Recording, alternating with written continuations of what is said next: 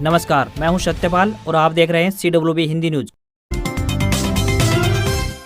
शक संवत 1946, विक्रम संवत 2081। आज मार्गशीर्ष मास के कृष्ण पक्ष की तृतीया तिथि और दिन सोमवार है। तदनुसार अंग्रेजी तारीख 18 नवंबर सन 2024। इसके अलावा आज संकष्टी श्री गणेश चतुर्थी व्रत भी है। सबसे पहले आज की सुर्खियां। HKRN के तहत आई विभिन्न पदों पर भर्ती, 21 तक करें ऑनलाइन आवेदन। हरियाणा के इस जिले में बनेगा 500 बेड का नया मेडिकल कॉलेज। 21 नवंबर को भूमि पूजन करेंगे CM सैनी। हरियाणा में प्रदूषण के चलते स्कूल होंगे बंद, सैनी सरकार ने लिया ये फैसला। ग्रैब चेयर लागू, हरियाणा से दिल्ली में ट्रकों की एंट्री बंद, स्कूलों को बंद करने पर आज हो सकता है फैसला। दिल्ली के परिवहन मंत्री कैलाश गहलोत ने आम आदमी पार्टी छोड़ी। केजरीवाल को लिखा, पार्टी ने केंद्र से लड़ने में समय बर्बाद किया, वादे पूरे नहीं किए। पुष्पा 2 का ट्रेलर रिलीज, पहले पार्ट से ज्यादा खतरनाक रोल में दिखे अल्लू अर्जुन। फिल्म 5 दिसंबर को होगी रिलीज। और बद्रीनाथ धाम के कपाट बंद, 15 क्विंटल फूलों से सजाया गया मंदिर। 2024 की 4 धाम यात्रा संपन्न। और अब खबरें विस्तार से। हरियाणा में रविवार की सुबह लगभग सभी जिले धुंध में ढके हुए नजर आए, जिससे कि वाहन सड़कों पर रेंगने को मजबूर हो गए। मौसम विभाग द्वारा सोनीपत, पानीपत, सिरसा, फतेहाबाद और जींद में घने कोहरे की चेतावनी जारी की गई थी। विशेषज्ञों के अनुसार माने तो 21 नवंबर तक मौसम इसी प्रकार शुष्क बना रहेगा। इसके बाद उत्तर पश्चिमी हवाएं चलने से स्मॉग की स्थिति कम हो जाएगी और ठंड बढ़ेगी। विभाग द्वारा दी गई जानकारी के अनुसार रात्रि के तापमान में भी गिरावट दर्ज की जाएगी। उसके बाद 22 नवंबर की रात से पश्चिमी विक्षोभ का आंशिक प्रभाव देखने को मिलेगा, जिससे मौसम में बदलाव देखा जाएगा। दिल्ली NCR में ग्रैब का चौथा चरण लागू हो गया है। अब दिल्ली और NCR क्षेत्र में कई प्रतिबंध लगा दिए गए हैं। District health and family welfare society Kaithal द्वारा विभिन्न पदों पर भर्ती के लिए आवेदन मांगे गए हैं। जो भी उम्मीदवार इन पदों के लिए इच्छुक हैं, वे ऑफलाइन आवेदन कर सकते हैं। बता दें कि ये भर्तियां कॉन्ट्रैक्ट आधार पर 31 मार्च 2025 तक की जाएंगी। आवेदन करने की आखिरी तारीख 25 नवंबर 2024 है। अकाउंट असिस्टेंट के लिए उम्मीदवार BCom धारक होना चाहिए तथा उसे टैली का ज्ञान भी होना चाहिए। ANM के लिए उम्मीदवार ANM कोर्स धारक होने चाहिए तथा स्टाफ नर्स या कम्युनिटी नर्स के लिए आवेदक BSc नर्सिंग धारक होने चाहिए। कंसल्टेंट के पदों के लिए उम्मीदवार MBBS होने चाहिए। तो वहीं सोशल वर्कर के लिए आवेदक पोस्ट ग्रेजुएट होने चाहिए। न्यूनतम आयु 18 वर्ष और अधिकतम आयु 42 वर्ष तय की गई है। इन पदों के लिए आपको ऑफलाइन आवेदन भेजने होंगे। हरियाणा कौशल रोजगार निगम लिमिटेड यानी HKRNL की तरफ से विभिन्न सरकारी विभागों में 103 श्रेणियों में खाली पदों पर कॉन्ट्रैक्ट आधार पर भर्ती के लिए आवेदन मांगे गए हैं। आवेदन के लिए पोर्टल खोल दिया गया है, जिस पर युवा पात्र 21 नवंबर तक आवेदन कर पाएंगे। इस भर्ती के तहत विभिन्न पदों पर भर्तियां होंगी। जिन पदों के लिए भर्तियां निकाली गई हैं, उनमें प्राथमिक शिक्षक, स्नातकोत्तर शिक्षक PGT और प्रशिक्षित स्नातक शिक्षक TGT से लेकर कला सहायक शिक्षक PTI, junior engineer mechanical, junior engineer civil, draftsman civil, junior programmer, legal assistant, pharmacist, accountant, सहायक लाइनमैन, लीगल असिस्टेंट, योग प्रशिक्षक, radiographer, staff nurse, lab technician, महाप्रबंधकों के लिए निजी सहायक, deputy superintendent, nursing officer, supervisor, IT और टेक्निकल एसोसिएट सहित कई अन्य पद शामिल हैं। भर्तियों में अंत्योदय परिवार की सूची में शामिल परिवारों, सक्षम युवाओं और जरूरतमंद लोगों जिनके परिवारों की वार्षिक आय 1,80,000 रुपए से कम है, उन्हें प्राथमिकता दी जाएगी। बढ़ती महंगाई ने आम आदमी का बजट बिगाड़ कर रख दिया है। वहीं रसोई गैस सिलेंडर की बढ़ती हुई कीमतों ने आग में घी डालने का काम किया है। ऐसे में सरकार द्वारा आम जनता को राहत देते हुए सस्ती दरों पर LPG गैस सिलेंडर मुहैया करवाने की घोषणा की गई है। हरियाणा सरकार की इस योजना के तहत अब आप सब्सिडी के तहत केवल 450 रुपए में गैस सिलेंडर ले पाएंगे। इस योजना के तहत गरीब और पात्र लोगों को सस्ती दरों पर LPG सिलेंडर दिया जाता है। जिन लोगों के पास राशन कार्ड है, उन्हें महज 450 रुपए में LPG गैस सिलेंडर दिए जाएंगे। बता दें कि जो लोग मुख्य रूप से गरीबी रेखा से नीचे रह रहे हैं और जो आर्थिक रूप से कमजोर हैं, उनके लिए इस योजना को चलाया गया है। एक साल में 12 सस्ते सिलेंडर का लाभ उठाया जा सकता है। इस योजना का लाभ 2 तरीके से उठाया जा सकता है। इसके लिए आप ऑफलाइन और ऑनलाइन दोनों माध्यम से आवेदन कर पाएंगे। अगर आप ऑफलाइन आवेदन करना चाहते हैं तो इसके लिए आपको अपने नजदीकी गैस एजेंसी पर जाना होगा, जहां पर आपको अपने लिए आवेदन फॉर्म को जरूरी दस्तावेजों के साथ जमा करवाना होगा। अगर आप ऑनलाइन आवेदन करना चाह रहे हैं तो उसके लिए आपको इंडियन, भारत गैस या फिर HP गैस की वेबसाइट पर विजिट कर सकते हैं। आपके पास पहचान के प्रमाण के तौर पर आधार कार्ड, पैन कार्ड, पासपोर्ट या वोटर ID में से कोई भी एक होना जरूरी है। साथ ही पते के प्रमाण के लिए राशन कार्ड, बिजली बिल, टेलीफोन बिल या बैंक पासबुक होना आवश्यक है। इसके अलावा आवेदक के पास 2 से 3 पासपोर्ट साइज फोटो की भी आवश्यकता पड़ेगी। हरियाणा में स्वास्थ्य सेवाओं को और ज्यादा बेहतर बनाने के लिए स्वास्थ्य विभाग में जल्द ही नई भर्तियां होंगी। इन भर्तियों में nursing staff, ambulance driver, gynaecologist और अन्य कई पद शामिल हैं। हरियाणा में स्वास्थ्य सेवाओं को ध्यान में रखते हुए लोगों की सुविधा और बेहतर इलाज के लिए अब अस्पतालों में जो कमियां बनी हुई है उनको तुरंत प्रभाव से पूरा करने के लिए हर संभव प्रयास किया जा रहा है। इसके चलते अब स्वास्थ्य मंत्री आरती राव के आदेशों के बाद एनएचएम विभाग ने इसके लिए तैयारियां शुरू कर दी है। पूरे हरियाणा में तकरीबन 1000 नई भर्तियां होंगी। इसमें nursing staff, ambulance driver, gynaecologist, paediatrician और कई डिपार्टमेंट में अन्य भर्तियां की जाएंगी। बढ़ते हुए प्रदूषण को देखते हुए हरियाणा सरकार ने 5वीं कक्षा तक के स्कूलों को अस्थायी रूप से बंद करने का आदेश दिया है। इस संबंध में स्कूल शिक्षा निदेशालय की ओर से सभी जिलों के डिप्टी कमिश्नर को चिट्ठी लिखकर जानकारी दी गई है। ये फैसला राज्य में ग्रैब का तीसरा चरण लागू होने के बाद लिया गया है। हरियाणा के विद्यालय शिक्षा निदेशालय की ओर से सभी जिले के डिप्टी कमिश्नर को सूचित किया गया है। इसमें कहा गया है कि सरकार ने तय किया है कि सभी संबंधित डिप्टी कमिश्नर दिल्ली और आसपास के क्षेत्र में गंभीर एयर क्वालिटी इंडेक्स यानी AQI को देखते हुए मौजूदा स्थिति का आकलन करें और वे फिजिकल क्लास को बंद कर सकते हैं। प्राइवेट और सरकारी स्कूलों में 5वीं तक की कक्षा ऑनलाइन कराने के लिए भी जरूरी निर्देश जारी करें, जो कि बच्चों की सुरक्षा और सेहत के हित में है। शिक्षा निदेशालय द्वारा कहा गया है कि शहरी और ग्रामीण क्षेत्रों का मूल्यांकन अलग अलग किया जा सकता है।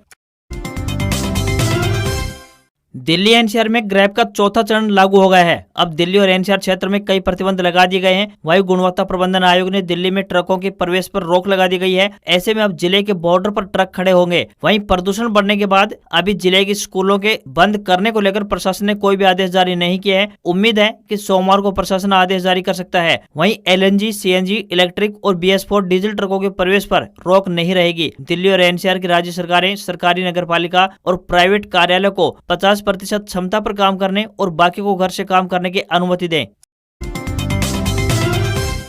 हरियाणा में स्वास्थ्य सेवाओं का बुनियादी ढांचा मजबूत करने की दिशा में निरंतर यानी लगातार प्रयास किए जा रहे हैं। इसी कड़ी में सिरसा में प्रस्तावित बाबा सरसाईनाथ मेडिकल कॉलेज के निर्माण की तैयारियां तेज हो गई हैं। जिस जगह पर कॉलेज का निर्माण होना है वहां साफ सफाई कार्य जोरों शोरों से चल रहा है। CM नायब सिंह सैनी 21 नवंबर को मेडिकल कॉलेज का भूमि पूजन करने सिरसा पहुंच रहे हैं और विधिवत रूप में मेडिकल कॉलेज का निर्माण कार्य इससे प्रारंभ हो जाएगा। 500 बेड के इस मेडिकल कॉलेज के निर्माण पर लगभग 832 करोड़ रुपए की लागत आने वाली है। इसके निर्माण से 100 किलोमीटर के दायरे में आने वाले लोगों को बेहतर स्वास्थ्य सेवाओं का लाभ मिल पाएगा। मेडिकल कॉलेज में आपातकालीन चिकित्सा, हड्डी रोग, बाल रोग, मनोचिकित्सक, सामान्य शल्य चिकित्सा, श्वसन चिकित्सा, नेत्र विज्ञान, सामान्य चिकित्सा, त्वचा विज्ञान, प्रसूति एवं स्त्री रोग, burn unit, ICU, jail ward, art ward और निजी वार्ड शामिल होंगे।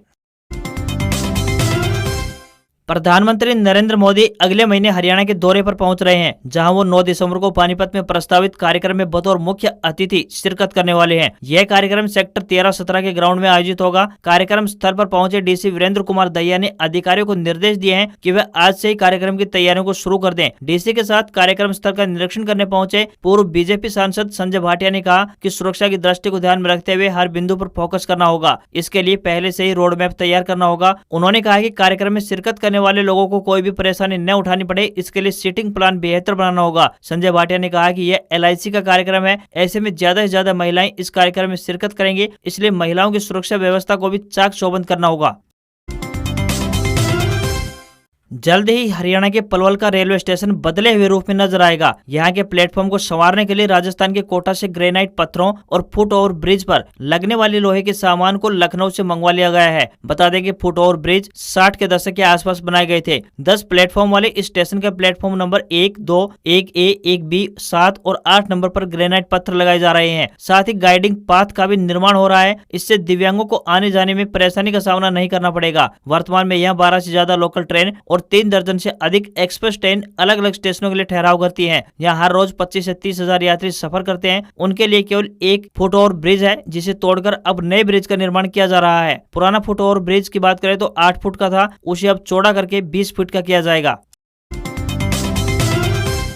राष्ट्रीय राजधानी दिल्ली से झज्जर के बीच DTC बस सेवा शुरू करने का दिल्ली की आम आदमी पार्टी यानी आप सरकार ने जो फैसला लिया था वो शनिवार से लागू हो चुका है। परिवहन मंत्री कैलाश गहलोत स्वयं बस में सवार होकर ढासा बॉर्डर पहुंचे। यहां पर आयोजित एक स्वागत समारोह में उन्होंने बस को हरी झंडी दिखाकर रवाना किया। दिल्ली से झज्जर के बीच संचालित हुई DTC बस का ढासा बॉर्डर, बादली, खेड़ी जट, जहांगीरपुर, बोडिया, कोट आदि जगहों पर पहुंचने पर ग्रामीणों ने जोरदार स्वागत किया और झज्जर तक बस का संचालन करने पर दिल्ली सरकार में परिवहन मंत्री रह चुके कैलाश गहलोत मौत का आभार व्यक्त किया। अभी तक डीटीसी की बसें बादली से लगभग 3 किलोमीटर दूर ढासा बॉर्डर तक आती थी। अब इस बस सेवा का झज्जर तक विस्तार कर दिया गया है। लगभग 20 साल बाद झज्जर से दिल्ली के बीच डीटीसी बस सेवा की फिर से शुरुआत हुई है। बता दें कि डीटीसी की बसों में महिलाओं को मुफ्त यानी फ्री सफर का लाभ दिया जा रहा है। ऐसे में इस बस सेवा के संचालन से झज्जर जिले के साथ साथ कई गाँव की महिलाओं को अब फ्री सफर का लाभ मिलेगा। हरियाणा में प्रदूषण और धुंध के चलते पानीपत के बाद अब नूंह, रोहतक और सोनीपत के प्राइमरी स्कूलों को बंद करने का भी आदेश जारी हो गया है। चारों जिलों के प्रशासन की ओर से इसे लेकर आधिकारिक आदेश जारी हुआ है। बता दें कि हरियाणा सरकार ने धुंध और प्रदूषण के कारण प्रदेश के प्राइमरी स्कूलों को बंद करने का आदेश दिया है, लेकिन अंतिम फैसला जिलों के प्रशासन पर छोड़ा है। उपायुक्तों को छूट दी गई है कि जिले के हालात समझकर फैसला लिया जाए। इसी शक्ति का इस्तेमाल कर उपायुक्तों ने यह आदेश जारी किए हैं। बता दें कि दिल्ली एनसीआर में प्रदूषण की वजह से ग्रेफ 4 लागू हो चुका है। एनसीआर में हरियाणा के 14 शहर आते हैं। इनमें गुरुग्राम, रोहतक, सोनीपत, झज्जर, फरीदाबाद, नूंह, रेवाड़ी, पानीपत, पलवल, भिवानी, चरखी दादरी, महेंद्रगढ़, जींद और करनाल शामिल है। गुरुग्राम और झज्जर में भी प्राइमरी स्कूल बंद करने की सूचना आई है, लेकिन अभी तक अधिकारियों की तरफ से इसकी आधिकारिक पुष्टि नहीं हो पाई है। नाइजीरिया ने प्रधानमंत्री नरेंद्र मोदी को दूसरे सर्वोच्च राष्ट्रीय सम्मान the grand commander of the order of the niger से नवाजा गया है। रविवार को नाइजीरियाई राष्ट्रपति बोला अहमद टिनुबू ने पीएम मोदी को यह सम्मानित किया। पीएम मोदी ने इस सम्मान को भारत नाइजीरिया के रिश्तों को समर्पित किया। इस मौके पर पीएम मोदी ने कहा, मैं नाइजीरिया के राष्ट्रीय सम्मान के लिए नाइजीरिया सरकार और नाइजीरिया की जनता का दिल से आभार व्यक्त करता हूँ। यह सम्मान मैं 140 करोड़ भारतीयों और भारत नाइजीरिया के गहरी मित्रता को समर्पित करता हूँ। बताते चले कि पीएम मोदी नाइजीरिया का दूसरा सर्वोच्च सम्मान पाने वाले दूसरे विदेशी शख्स हैं। उनसे पहले ब्रिटेन की महारानी एलिजाबेथ को 1969 में यह सम्मान दिया गया था। प्रधानमंत्री ने नाइजीरिया के अबुजा में भारतीय प्रवासियों को भी संबोधित किया। पीएम ने नाइजीरिया में रहने वाले भारतीयों को जनवरी में भारत आने का भी न्योता दिया है। पीएम ने कहा है कि जनवरी के दूसरे हफ्ते में प्रवासी भारतीय दिवस मनाया जा रहा है। इस बार यह प्रवासी दिवस जगन्नाथ में होने वाले हैं। 13 जनवरी से 26 फरवरी तक प्रयागराज में महाकुंभ भी होने वाला है। आप इस दौरान भारत आएं और अपने नाइजीरियन दोस्तों को भी साथ लेकर आएं। प्रधानमंत्री ने प्रवासियों को अयोध्या और काशी आने का भी न्योता दिया।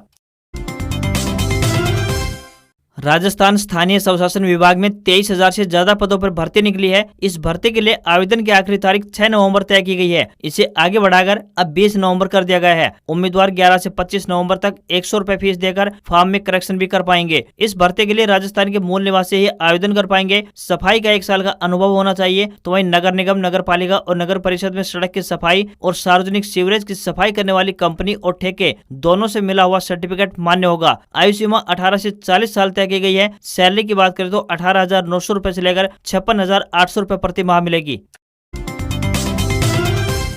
भारतीय शेयर बाजार में इस हफ्ते उतार चढ़ाव देखने को मिल सकता है। Trump administration, domestic economic data, global economic data, FFI, DII flow और अपकमिंग आईपीओ पर बाजार की नजर रहेगी। वहीं महाराष्ट्र विधानसभा चुनाव के कारण बुधवार यानी 20 नवंबर को बाजार बंद रहेंगे। इस हफ्ते बाजार में काफी उतार चढ़ाव देखने को मिल सकता है। बाजार के विशेषज्ञों का अनुमान है कि इस बार निफ्टी 50 गिरकर 23,320 के स्तर तक जा पाएगा। हालांकि इस स्तर के आसपास इसमें सपोर्ट भी देखने को मिल सकता है। इसके अलावा उन्होंने ये भी बताया कि बाजार के मेन डायरेक्शन आगे नेगेटिव ही रहने वाली है। निवेशक अमेरिका के नए राष्ट्रपति डोनाल्ड ट्रंप के प्रशासन में डेवलपमेंट पर नजर रखेंगे, जिससे उनका मंत्रिमंडल गठन भी शामिल है। एक्सपर्ट को उम्मीद है कि रुपए की कमजोरी शॉर्ट टर्म में बनी रहेगी। पिछले हफ्ते डॉलर के मुकाबले रुपया 84 रुपए 46 पैसे के अपने ऑल टाइम लो पर पहुंच गया था। आज खबरों में बस इतना ही। देखते रहिए आपका अपना हरियाणा का सबसे बेहतरीन news channel CWB Hindi news. नमस्कार। इसी आशा के साथ आपका दिन शुभ रहे।